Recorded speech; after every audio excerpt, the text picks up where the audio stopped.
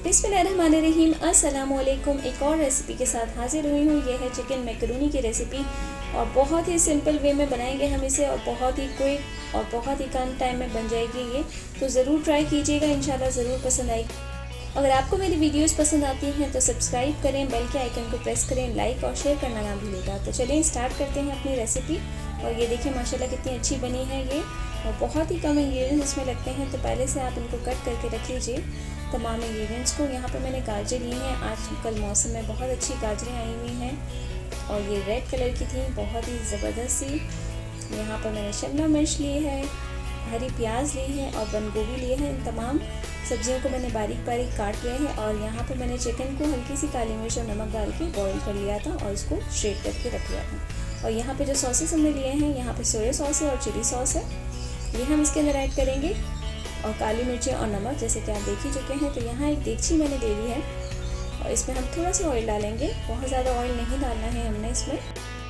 अब मैं इसके अंदर 1 टीस्पून ज़ीरा ऐड करूँगी और इसको थोड़ा सा पकाएंगे हम। और इसी के साथ ही हम इसमें अदरक लहसुन का पेस्ट 1 टीस्पून ऐड कर देंगे। इसको भी बहुत ज़्यादा कुक नहीं करना है हमने, बस इसको हल्का सा चलाएंगे तो ये ब्राउन होना शुरू हो गया है हल्का हल्का। तो इसी वक्त हमने इसके अंदर गाजरें ऐड कर देनी है। और मैं थोड़ा रॉ ही पसंद करती हूँ वेजिटेबल्स, ताकि अच्छी सी मुंह में क्रंच आए इसके अंदर। तो मैं बहुत ज़्यादा ओवर कुक नहीं करूँगी, आप चाहें तो गाजरों को थोड़ी सी स्टीम दे सकते हैं। अब ये सारे इंग्रेडिएंट्स मैंने वेजिटेबल्स और चिकन सब ऐड कर दिया है इसके साथ ही, और इसको हम मिक्स कर लेंगे। जैसे कि मैंने आपको कहा है कि ये बहुत ही क्विकली बन जाती है और खाने में बहुत ही लजीज होती है। तो यहाँ पर वेजिटेबल्स आप अपने हिसाब से ऐड कर सकते हैं, कम या ज़्यादा कर सकते हैं।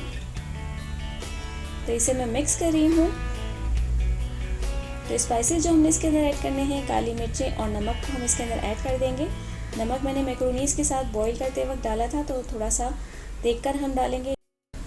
अब हम इसमें 1 टेबल स्पून सोया सॉस और चिली सॉस को ऐड कर देंगे और इसे अच्छी तरह से मिक्स कर लेंगे हम। और ये ऑलमोस्ट तैयार है। तो अब हम इसके अंदर बॉईल की हुई मैक्रोनीस को ऐड कर लेंगे। मैक्रोनीस को बॉईल करना मैं काफ़ी दफ़ा अपनी वीडियोस में बता चुकी हूँ, तो आप चेकआउट कर सकते हैं, लिंक आपको डिस्क्रिप्शन बॉक्स में मिल जाएगा। अब हमने मैक्रोनीस जो बॉईल करके रखी हुई हैं वो इसके अंदर मिक्स कर देंगे हम। यहाँ मैक्रोनीस में मैंने शेल और एल्बो ली थी और हाफ पैकेट मैंने लिया था इनका और इनको बॉईल कर लिया था। और ये तकरीबन 1 पैकेट हो गया है दोनों को मिलाने के बाद। और अब हम इसके अंदर मिक्स कर रहे हैं और स्पून में चला रही हूँ ताकि ये अच्छी तरह से मिक्स हो जाए। तो ये ऑलमोस्ट रेडी है सर्व करने के लिए, बस हमने इसको मिक्स करना है। फ्लेम को मैं ऑफ़ कर चुकी हूँ।